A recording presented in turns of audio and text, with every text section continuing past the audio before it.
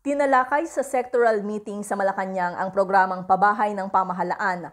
Nagbigay ng updates ang Department of Human Settlements and Urban Development sa housing projects ng gobyerno habang nagpresenta naman ang NEDA ng assessment kabilang ang mga issue at rekomendasyon.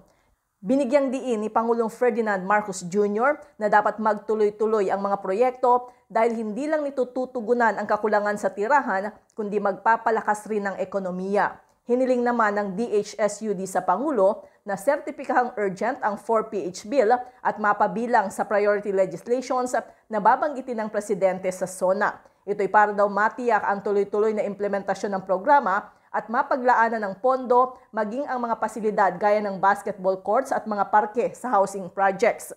Humirit din ang ahensya ng issuance ng funding guarantee para mapataas daw ang kumpiyansa ng government financial institutions na suportahan ang programa at maengganyo ang mga pribadong bangko. Kaugnay nito, inatasan ni PBBM ang mga ahensya na alamin kung magkano talaga ang aabutin ng implementasyon ng housing projects para madesisyonan ang tungkol sa sovereign guarantee. Sa ilalim ng programa, target makapagtayo ng 6 na milyong bahay hanggang 2028 na pakikinabangan ng 30 milyong Pilipino. Para sa MBC TV Network News, ito si Let Narciso, Sama-sama tayo Pilipino.